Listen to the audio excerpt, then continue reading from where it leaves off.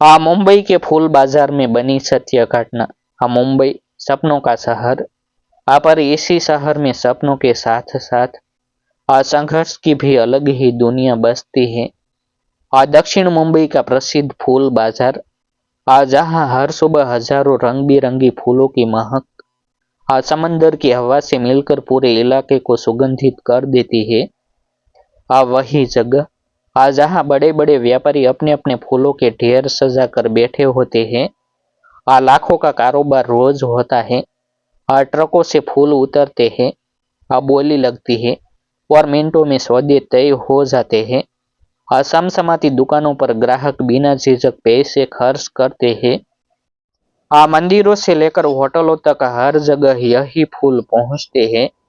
पर इसी बाजार की एक कोने वाली गली, जहाँ सूरज की किरण देर से पहुंचती है, वहां बैठा था एक छोटा सा बच्चा, करीब 10 साल का, दुबला पतला, पैरों में चप्पल फटी हुई, कपड़े पुराने, आंखों में उम्मीद और पेट में भूख। सामने एक टोकरी में गेंदा, गुलाब और चमेली के कुछ बंडल। फूल ताजे थे पर किस्मत नहीं। वह रोज सुबह 5 बजे बाजार पहुंच जाता। रात 9 बजे तक वही बैठा रहता, पर दिन भर में एक भी फूल नहीं बिकता। ग्राहक उसके सामने से गुजरते, उसकी तरफ देखते भी नहीं। सभी बड़े व्यापारियों से फूल खरीदते और उनकी दुकानों पर भीड़ रहती। पर इस बच्चे की टोकरी जैसे अदृश्य थी। लोग मानो उसे देखना ही नहीं चाहते थे। कुछ व्यापारी तो उसे हटने तक को कह देते, ताकि उनकी दुकान का रास्ता साफ रहे। पर वह बच्चा चुपचाप वही बैठा रहता। क्योंकि अगर यहाँ से भी हटा दिया गया, तो वह जाएगा कहाँ। घर घर तो एक 6 बाई 6 का छोटा सा कमरा था, धारावी के पास, जहाँ माँ बीमार रहती, पिता नहीं थे। बड़ी बहन घर संभालती और यही छोटा भाई घर का कमाऊ सदस्य था। उसकी कमाई शून्य। फिर भी कोशिश जारी। बाजार की हलचल रोज तेज होती गई।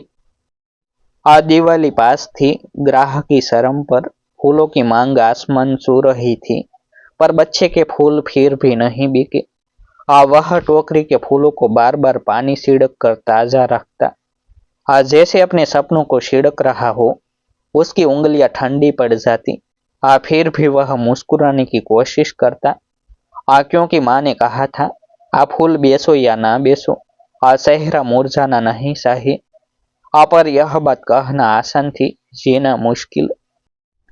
दोपहर होते होते उसकी टोकरी थोड़ी हल्की लगने लगती। फूल बिकने से नहीं, फूलों की पंखुड़ियां झड़ने से, उम्मीदें झड़ने से। और वह हर झड़ी पंखुड़ी को ऐसे देखता, जैसे अपनी किस्मत का एक और पन्ना गिर गया हो। ठीक शाम 6 बज के 30 मिनट पर, जब बाजार की रोशनियां जल चुकी थी, भीड़ धीमी पड़ने लगी थी, तभी वहां आया एक आदमी, साधारण कपड़ों में, चेहरे पर शांति, आंखों में संवेदना, साल में ठहराव। वह उन बड़े व्यापारियों के बीच से नहीं रुका। सीधा उस बच्चे के पास पहुंचा। बच्चा भी सोच में पड़ गया। क्योंकि आज तक कोई उसकी तरफ ऐसे सलाह ही नहीं था। आदमी ने बच्चे की टोकरी देखी, फिर बच्चे का चेहरा देखा और बिना मोल भाव किए कहा, ये सारे फूल मुझे दे दो। बच्चे की आंखें फैल गई, जैसे किसी ने बुझे दिए में अचानक तेल डाल दिया हो। उसकी आवाज में कांप थी, सारे। आदमी ने हल्की मुस्कान के साथ कहा, हाँ सारे।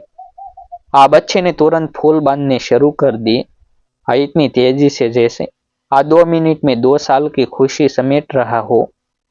उसने आदमी के हाथ में फूल रखे।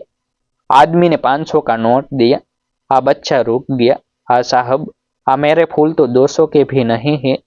आदमी ने कहा, कीमत फूलों की नहीं, तुम्हारे दिन की है। बच्चा चुप रह गया, पर उसकी आंखें बोल रही थी। वह 300 वापस देने लगा। आदमी ने हाथ रोक दिए, उसके कंधे पर हाथ रखा और कहा, रख लो, कल फिर फूल लाना। बच्चे ने पहली बार महसूस किया कि किसी ने उसे रास्ते की रुकावट नहीं, उम्मीद का हिस्सा समझा है।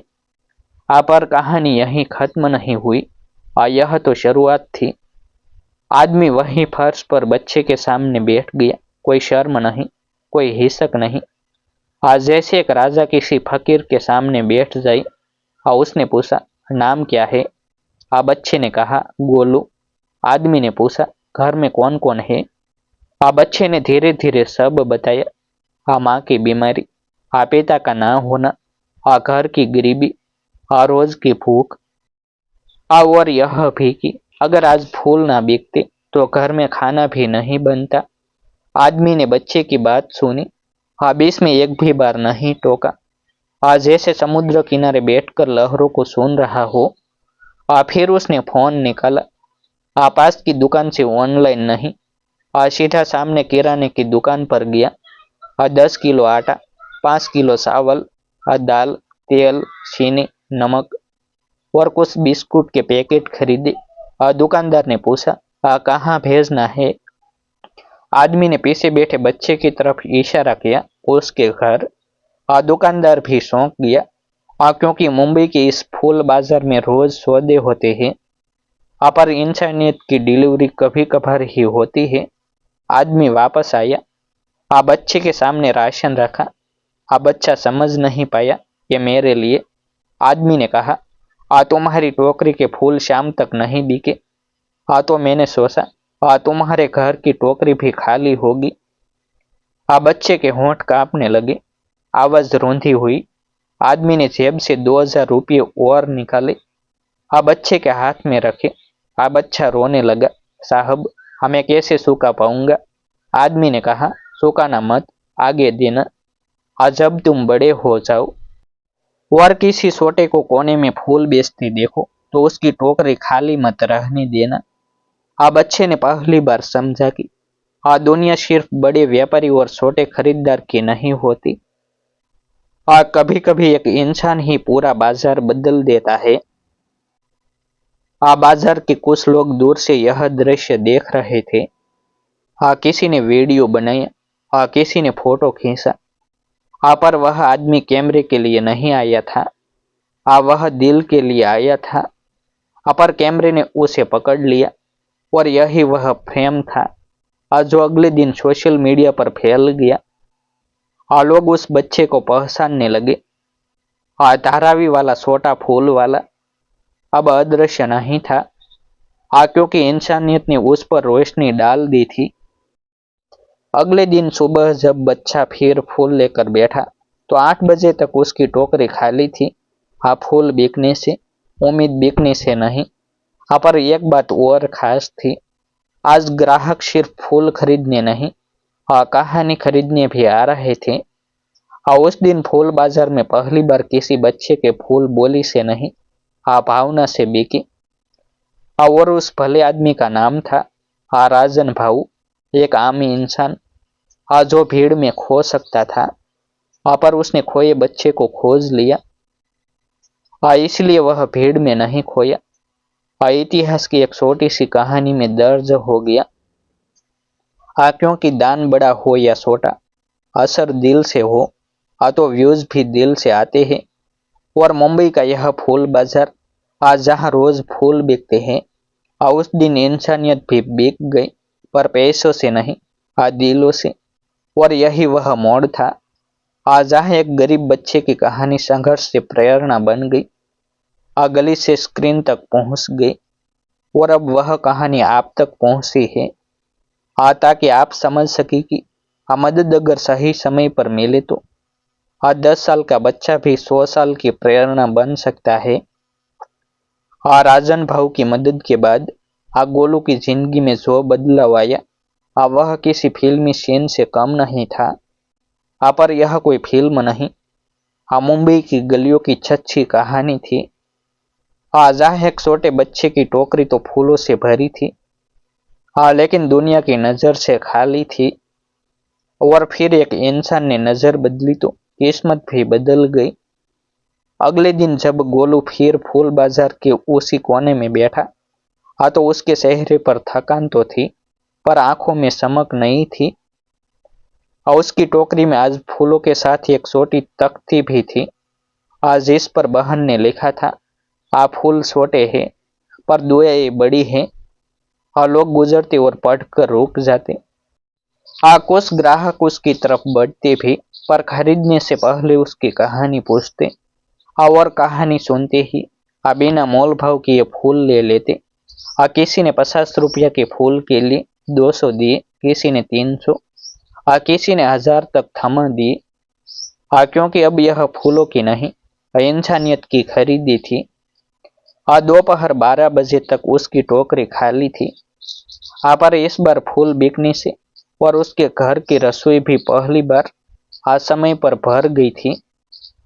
माँ को जब यह पता चला तो उसने बिना बोले बच्चे का माथा सूम लिया। क्योंकि माँ जानती थी कि राशन और पैसे से ज्यादा बड़ी मदद वह सम्मान था जो राजन भाव ने उसके बेटे को दिया था। राजन भाव फिर एक हफ्ते बाद बाजार आए, पर फूल खरीदने नहीं, बच्चे से मिलने। गोलू ने दूर से उन्हें पहचान लिया और दौड़कर पैर छू लिए। आदमी ने उसे उठाया, गले लगाया और पूछा, स्कूल जाता है? बच्चा झिझका, नहीं, पैसे नहीं थे। राजन भाव ने उसी पल तय किया कि अब उसकी पढ़ाई भी जिम्मेदारी बनेगी। अगले दिन उन्होंने पास के नगर पालिका स्कूल में उसका दाखिला कराया। कॉपी किताब, यूनिफॉर्म और एक छोटा सा टिफिन बॉक्स भी दिया। गोलू को पहली बार लगा कि टिफिन सिर्फ खाना रखने की डिब्बी नहीं, एक बेहतर भविष्य की डिब्बी है। स्कूल के पहले दिन वह देर तक किताब को सूंघता रहा। क्योंकि कुछ खुशबू ये फूलों से नहीं, कॉपियों से भी आती है। और यही वह खुशबू थी बदलाव की। समय बीतता गया, गोलू पढ़ने लगा। शाम को 2 घंटे फिर फूल भी बेचता। अब ग्राहक उसे छोटा व्यापारी नहीं, बाजार का बेटा कहने लगी थी। वह भी समझ गया था कि जिंदगी सिर्फ बेचने और खरीदने का नाम नहीं, देने और आगे बढ़ाने का नाम भी है। राजन भाव ने उससे कहा था, जब तुम किसी को कोने में देखो तो उसे केंद्र बना देना। और बच्चा यह बात जीवन का मंत्र बना चुका था। क्योंकि कुछ खरीदार फूल नहीं खरीदते, वे उम्मीद खरीदते हैं। और कुछ बेचने वाले फूल नहीं बेचते, वे दुआएं बेचते हैं। और मुंबई का यह फूल बाजार अब सिर्फ फूलों का नहीं, कहानियों का भी बाजार बन गया था। जहाँ सबसे महंगी चीज पैसों से नहीं, दिल से खरीदी जाती है। ऐसे ही नए नए प्रेरणादायक वीडियो देखने के लिए हमारे यूट्यूब चैनल सब्सक्राइब करें, वीडियो को लाइक करें और शेयर करें। फिर मिलते हैं एक नई स्टोरी के साथ।